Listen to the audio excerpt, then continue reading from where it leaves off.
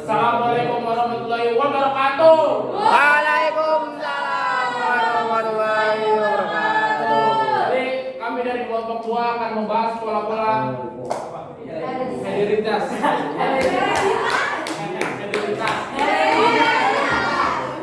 Jadi terlebih kita perkenalkan anggota dari kelompok kami dari yang sebelah sana.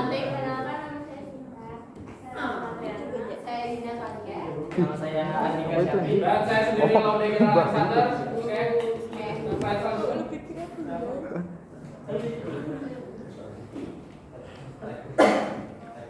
Determinasi seks. Pautan seks.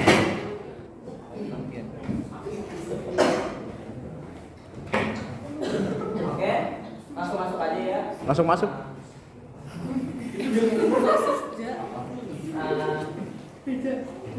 Oh iya.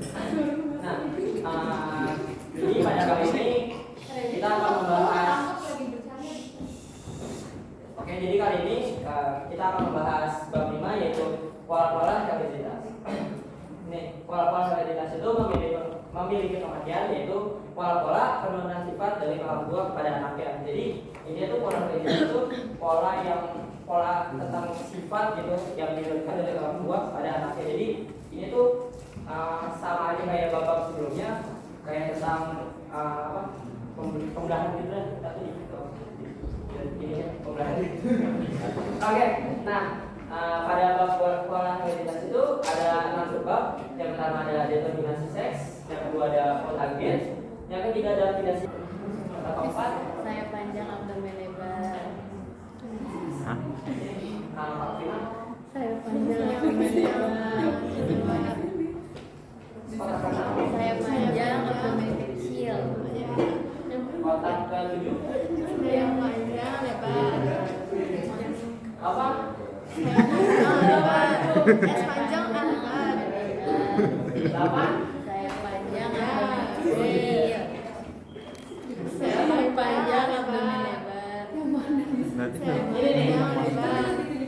10 Saya panjang lebar. Saya pendek lebar. Saya pendek lebar. Udah nyampe mana? Saya panjang lebar. Saya panjang lebar. Saya panjang kecil. Saya pendek lebar. Saya pendek. Ini sama kayak materi kemarin kan? Iya, kalau misalnya ada yang gede, dia ikut yang gede. Kalau misalnya nggak ada, kalau ada yang baru. 9331. ini kalau ini bentuknya tidak mengalami pautan gen kan. Nah, jadi pautan gen itu kan yang saya bilang sebelumnya itu dia tuh penyimpangan atau kesalahan dari hukum yang kedua yaitu pembelahan digital. Nah, kalau misalkan dia mengalami pautan gen, dia tuh gini. Berarti kayak sama kayak yang dia tadi. Sebenarnya itu sama aja, tapi misalkan dia mengalami pautan gen, dia tuh menghasilkan gametnya tuh bukan kayak gini. Dia tuh cuma satu jadi akan V besar sama A besar, V kecil sama A kecil. Jadi itu cuma 2 gamet. Padahal kan kalau misalkan dia tidak mengalami pautan gen, tiap individu ini bisa menghasilkan 4 gamet kan. Tapi kalau misalkan dia mengalami pautan gen, dia cuma menghasilkan 2 gamet. Jadi kan untuk V besar, V kecil, A besar, A kecil, dia itu cuma menghasilkan gamet itu udah dia doang.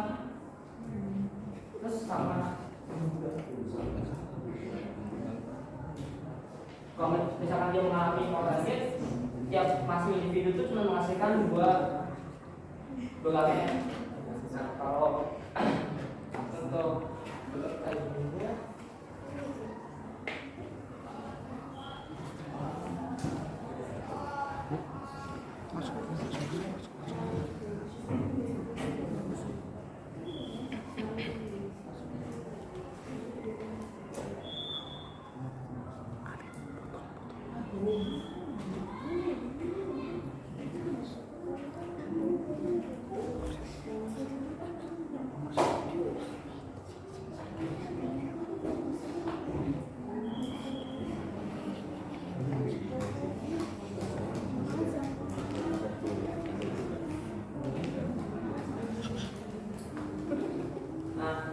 Kalau yang buat kotak satu dia bakal menghasilkan yang mana dari keempat ini?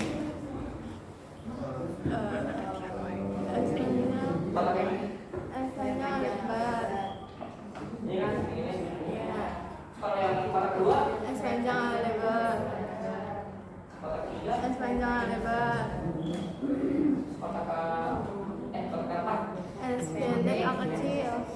Jadi dia kalau misalkan mengalami hal target, relatif itu cuma menghasilkan 3:1. Jadi sesuaikan sama yang penjelasan sebelumnya.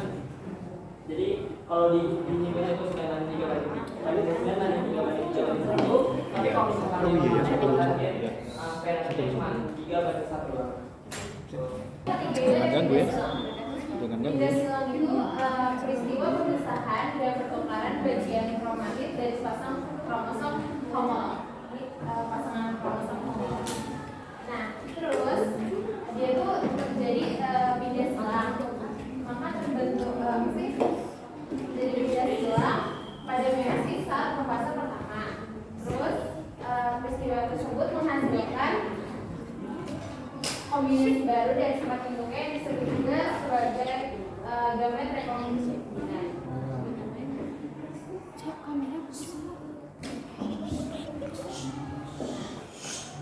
Peristiwa pindah silang itu dipengaruhi oleh beberapa faktor sebagai berikut. Yang pertama itu ada temperatur, itu di atas atau di bawah suhu normal yang besar kemungkinan terjadinya pindah silang. Kedua itu ada ukur, semakin individu semakin kecil juga peluang terjadinya pindah silang. Yang ketiga ada zat kimia, terdapat zat kimia tertentu yang memperbesar kemungkinan pindah silang.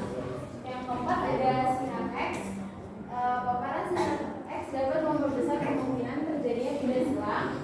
Yang terakhir ada jarak antar gen, makin jauh letak gen yang terapply maka semakin besar kemungkinan pindah silang. Nah, untuk menentukan nilai presentasi rekombinasi pindah silang itu ada rumusnya. Ini nilai pindah silang atau NPS. NPS sama dengan jumlah rekombinan atau RK dibagi jumlah rekombinan RK ditambah jumlah rekombinasi parental atau KP dikali 100%. Dah. Oke, langsung masuk kalian ke sesi pertanyaan. Kelompok 1, 3, 4 boleh. Oke, Kelompok 3. udah. Oh, udah. Lu tadi ditanya nggak mau? Iya. Baru dapat teksnya. Oke. Ini sih berapa dulu?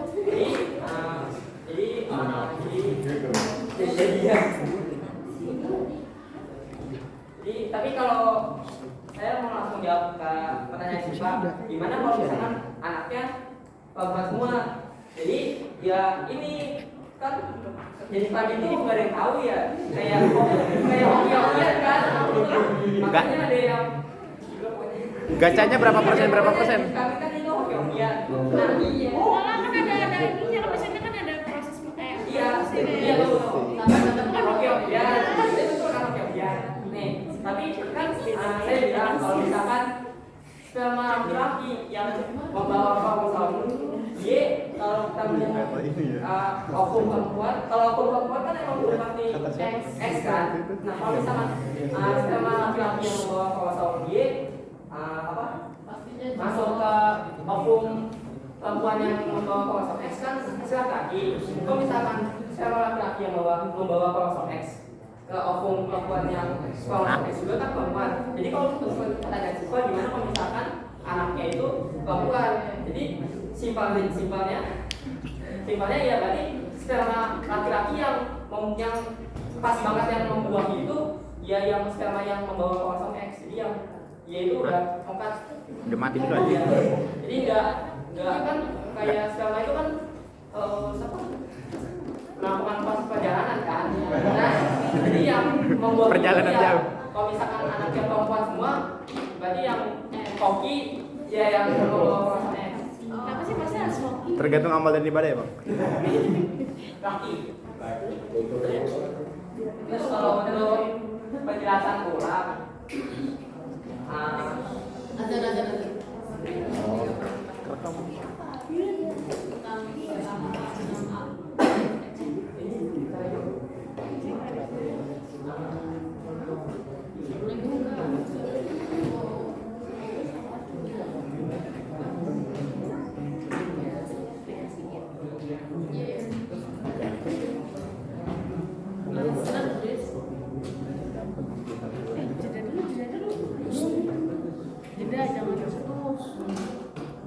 Oke, bisa.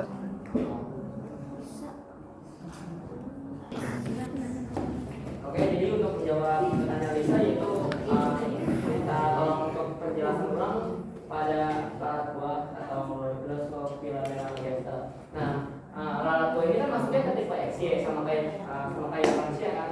Jadi dia memiliki kromosom yaitu X sama Y. Nah, kalau untuk lalat buah itu dia memiliki 8 jumlah kromosom itu ada 8, yaitu 6 autosom atau 3 pasang autosom. Kan sama aja kan? Autosom atau 3 pasang autosom. Nah, kalau untuk kromosomnya dia ada 2, X dan Y. Kalau nah terus kan kalau pada yang betina dia bakal menghasilkan 3 autosom ditambah kromosomnya itu XX kan sama kayak perempuan, makanya dia masuk ke tipenya yang tipe X. Terus kalau atau 6 autosom ditambah kromosomnya itu tipe X atau X ini sama aja, mau ditulis 3 autosom ditambah XX atau 6 autosom ditambah XX. Ya, kalau ini bisa. Nah, kalau gamet sama aja kan, gamet menghasilkan gamet itu kayak gini.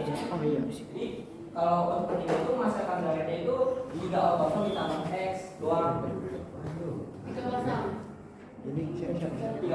3 pasang. Pakai apa? Pakai daun 3 autosom doang. sama batok. 3 pasang. Kan gamet itu kan kalau gamet itu kayak setengahnya gitu loh, bukan satu individu. Kalau satu individu 6 autosom. Tapi kalau gametnya 3 autosom doang. Sama aja kayak gini, kayak awalnya V besar V kecil A besar kecil, tapi gametnya cuma V besar A kecil doang kan, jadi kita yang gabung. Jadi setengahnya. Iya. Oh. Nah kalau untuk laki-laki sama aja, 3 autosom ditambah kromosomnya itu tipe X sama Y, atau 6 autosom ditambah X sama Y. Nah kalau untuk gametnya itu 3 autosom ditambah X atau 3 autosom ditambah Y.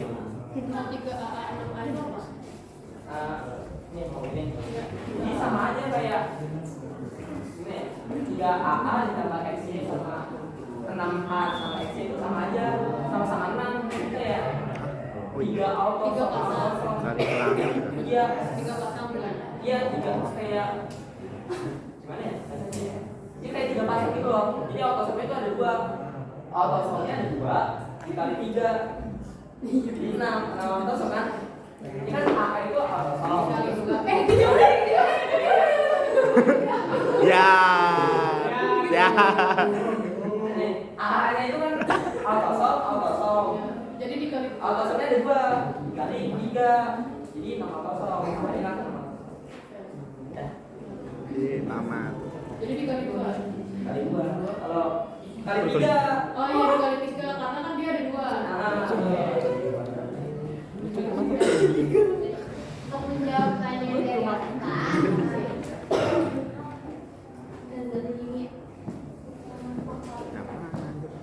Masya Allah. Lah, dia ini bisa semua. kan tadi aku nanya apa sih contoh dari zat kimia. Nah, contoh zat kimia yang dapat mempengaruhi tulang itu zat karsinogenik. Nah, Contoh keduanya itu ada asanita, itu kalau kimianya asin juga. Kalau yang ketiga ada arsenik, itu namanya itu S2 ton. Jadi dibagi lagi asin dan asenik. gagal bersisa atau mengestilasi merupakan peristiwa gagalnya satu kromosom atau lebih merupakan saat yang berlawanan saat anak fase meiosis 1 dan meiosis 2. Akibatnya, gamet yang terbentuk akan mengalami penambahan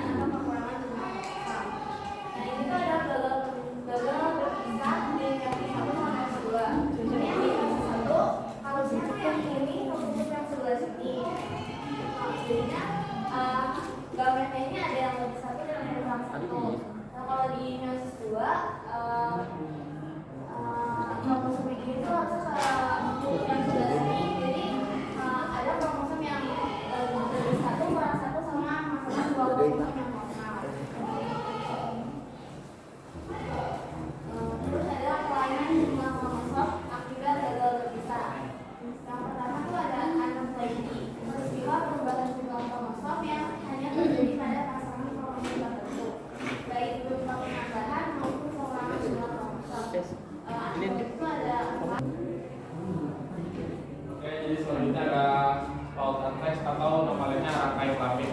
Jadi pengertiannya tuh ada satu sifat yang hanya dimiliki oleh laki-laki jantan atau perempuan betina. Jadi kan kromosom X itu lebih panjang daripada kromosom Y. Jadi kalau ada gen atau suatu sifat yang terpaut sama kromosom X itu lebih dominan atau lebih banyak daripada kromosom Y. Ya.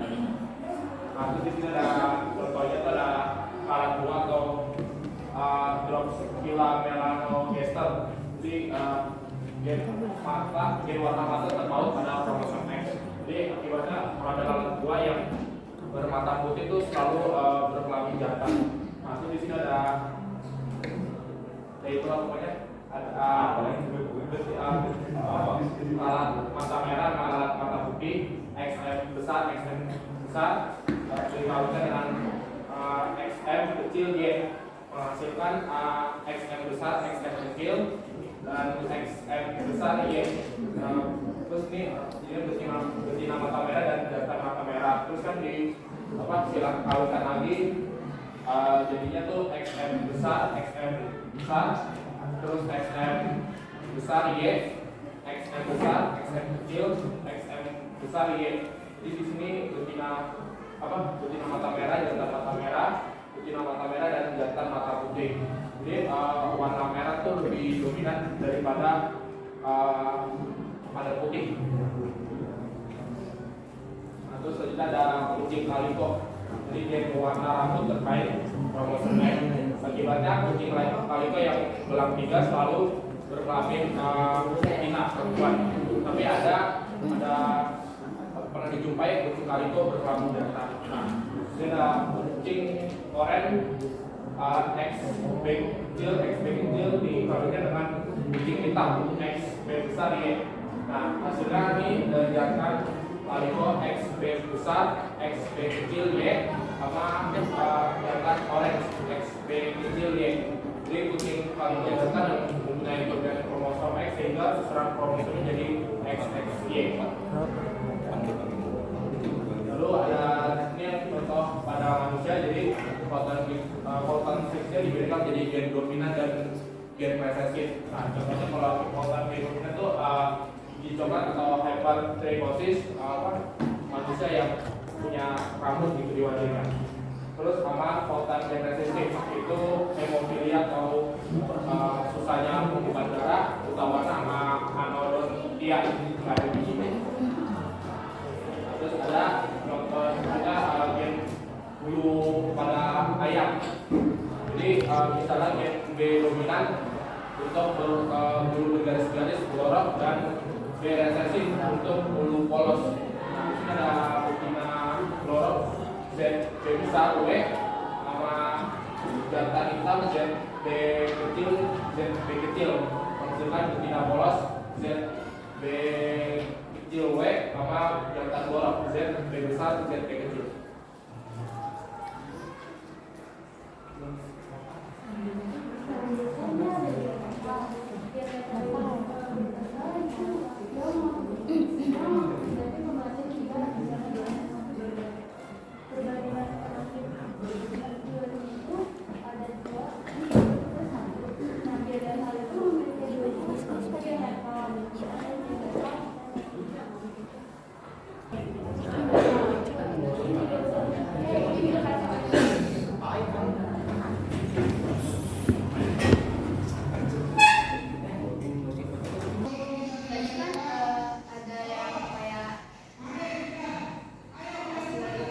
Berdiri sekarang. Betina super. Nah, tanda-tanda betina super pada alat warna atau pola. Nah, kalau misalkan untuk kromosomnya kan tidak bisa dilihat oleh mata ya. Jadi kalau misalkan mengapa bisa mendapatkan betina super atau tanda-tandanya betina super, yaitu yang misalkan gini, kalau misalkan dikawinkan menghasilkannya kromosomnya itu XXX.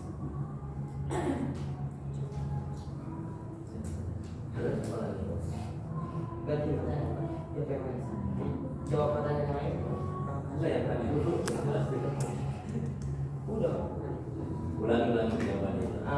Kan ditanyanya tuh Pertanyaannya apa ya? tanda-tanda betina subur pada lalat buah. Tanda-tanda betina subur pada lalat buah. Ya. Ya, terus Nah kalau misalkan untuk fenotipnya yang bisa dilihat di mata itu, biasanya lalat buah itu ukurannya itu yang betina subur pada lalat buah itu ukurannya lebih besar. Terus yang kedua itu badannya lebih berisi. Terus yang keempat itu memiliki perbedaan warna atau pola. Tapi kalau misalkan untuk